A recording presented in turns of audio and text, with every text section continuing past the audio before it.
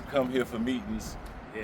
And we take the super transfer Sundays. Yeah. The museum was free on Sundays. Yep. The transfers was $1 or 50 cents or whatever Right, it was you for ran all all day. 24 hours. Yep. And so all of us met up here, or we caught the buses and met up here. Some of us in the neighborhood walked, whatever. Yep.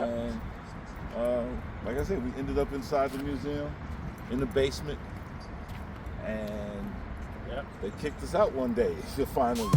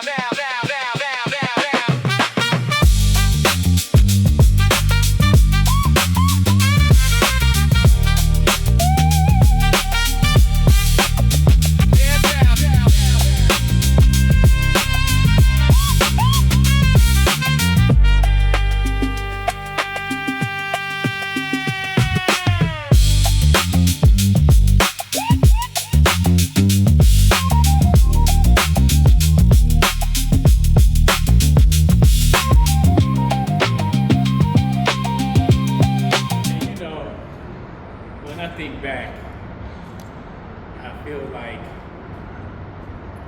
we was young, we was trying to do something different, trying to learn, act like we're trying to learn something right, experience something new, which was cool. But when we came in here, we was still hip hop at the end. We're doing it inside of there. And so that's where it became like security, like, hey, y'all can't do that, And we still would continue to do it. We stop for the moment, they leave, we go right back into doing it.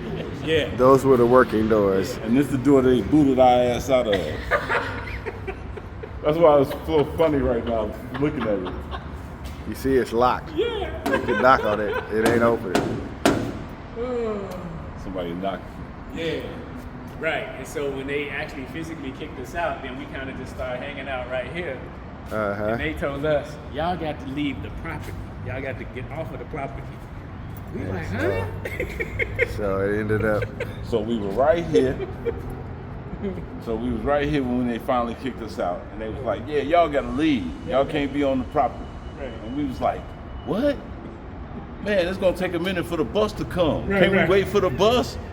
No, y'all got to get off the property. And the argument to this day is whether I said it or somebody else said it, but I recall these words coming out of my mouth. Let's go across the street to that Mad Max Beyond the Terrordome ass looking building that was over there. And you can't see it from here because of the pretty trees they done added since then.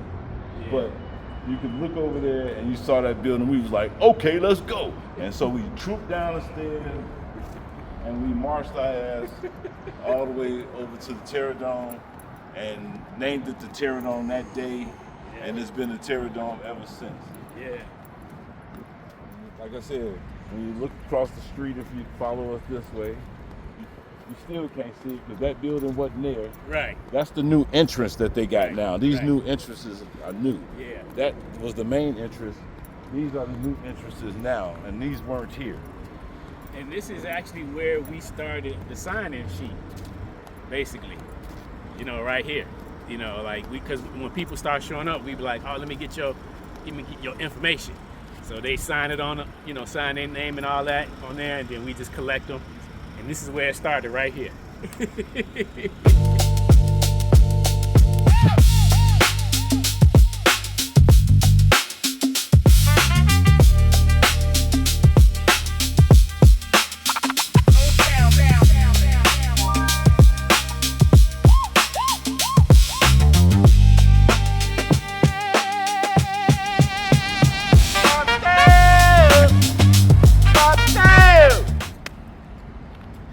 as we mentioned before, we was across the street, and we looked across here when they kicked us out, and we said, let's go over there to that Mad Max Beyond the Terrordome looking ass building. And the whole crew from over there came over across here, and we started calling this place the Terrordome from that day on. Me and Artistic pulled out the sign-in sheet, had people sign in.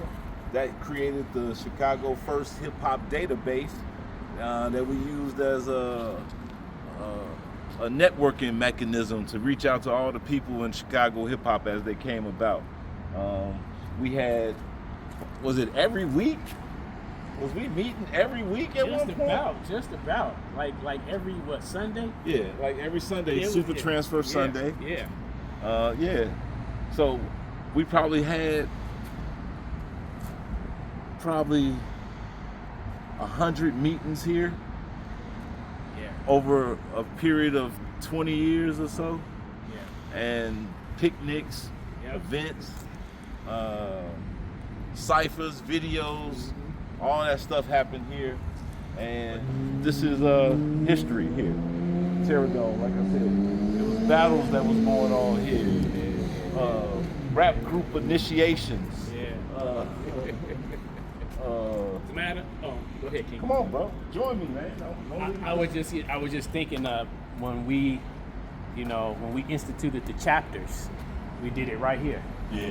The chapters for the Shot Rock Nations was instituted right here in this space. And people started breaking off into groups at the same time, like, oh, I'm gonna be in this group. No, I'm gonna be in this group. And no, you can't be in our group. It happened over here.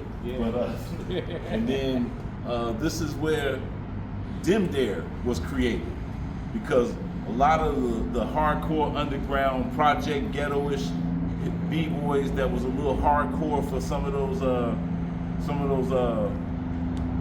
more eclectic artists separated themselves, and they went over there, and they was over there. And when another so-called weirdo eclectic kind of guy came to them, he's like, no man, you don't belong over here with us. Go over there with them over there. And that's where you get the term Dim Dare from, because they was over there. That's just you know what I'm saying, since I'm here in the camera zone. You know what I'm saying? Static video was filmed here. The blackout video, documentary was filmed. Some of the scenes was filmed here. Like I said, Ill State used to have weekly meetings here when nobody else was here. We used to have weekly meetings here. So like I said, it was hundreds of meetings going on here before we all got to the point where we could go inside someplace. There used to be a bridge over here that you would be able to take to get to the beach on the other side. Now they done made it where you got to go underground now to get it. You know what I mean? But there used to be a bridge, and we used to jump over the bridge, and sometimes we would run across the expressway. We was kids, you know, delinquents at the point. So this is the Terrordome, y'all, and this is like one of the most memorable and most iconic spots on our hip hop heritage tour. I mean, trail. Picnics. I remember Pac-Man and Busy One DJing right over there in the corner. You know, this place used to be bombed up too with graffiti writers. We used to come up here and sell paint and markers. Like it was so much stuff happening up here all at once. You know, and even nighttime, sometimes we come up here and do ciphers. You know what I'm saying? You know, like, and then, you know, we used to take a lot of pictures out there up against the wall, you know, year after year after year, you know. So like you said, this place is really monumental for Chicago hip hop.